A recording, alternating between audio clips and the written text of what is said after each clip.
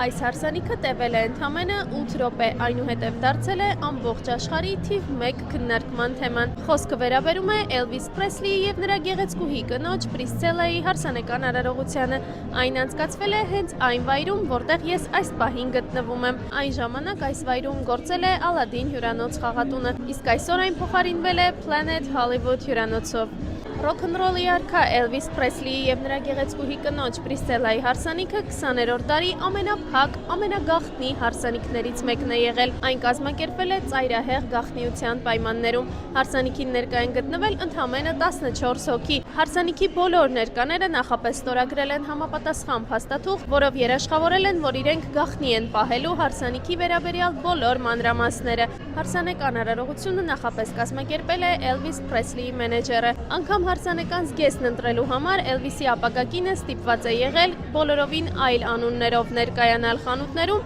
ինչպես նաև կրել է կեղծամներ և ամբողջովին կերպարանափոխվել է։ Այս հարսանիքի գաղտնիությունը լիարժեք ապահովելու համար բոլոր դետալները նախապես մտածված են եղել։ Հարսանիքի հյուրերը ժամանել են Լաս Վեգաս Ֆրենք Սինատրայի անձնական ինքնաթիռով գիշերը ժամը 3-ին, որպեսզի օդանավակայանում Էլվիս Պրեսլիի երկրպագուները չտեսնեն նրանց և այս հարսանիքը հանրային հնչեղություն ձեռք չբերի։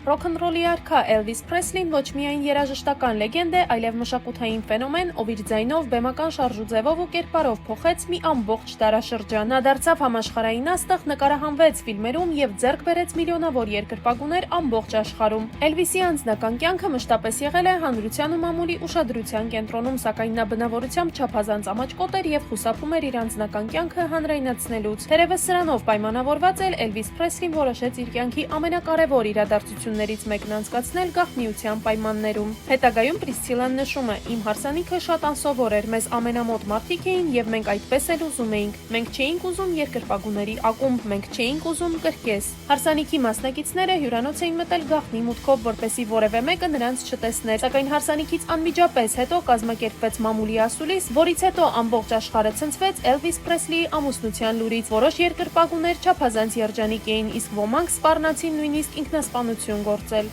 Էլվիսի և Պրիսցիլլայի հարսանիքը իրականում շքեղ էր, սակայն պարզ և առանց ավելորդ ճոխությունների։ Հետագայում ամենաշատ քննարկման թեմա դարձավ հարսանեկան տորթը մոտ 1,5 մետր բարձրությամբ և զարդարված մարցիպանից ստեղծված 1600 վարդերով։ Մինչ այսօր էլ Լաս Վեգասում կան հատուկ վայրեր, որտեղ մարդիկ աշխարհի տարբեր ծայրերից հատուկ գալիս են ամուսնանալու Էլվիսյան ոճով։ Պրիսցիլլան պաշտոնապես եղել է Էլվիս Պրեսլիի միակ կինը։ Այս գեղեցիկ սիրո պատմությունն ավարտվել է ամուսնալուծությամբ, սակայն Էլվիսն այլևս երբեք չի ամուսնացել։ Համաշխարհային լեգենդներից մեկը Էլվիս Պրեսլին կյանքից հեռացել է չափազանց երիտասարդ 42 տարեկան հասակում։ Պատճառն ըստ բժիշկների եղել է սրտի կանգը, որն առաջացել է գերլարված առօրյայի, քնի խանգարման և ուժեղ սթրեսների հետևանքով։ Ինչպես ասել է Ֆրենք Սինատրան, Էլվիսը պարզապես երգիչ չէր, նա ամբողջ մշակույթի մի մասն էր։ Նա փոխեց ամերիկյան երաժշտության լեզուն։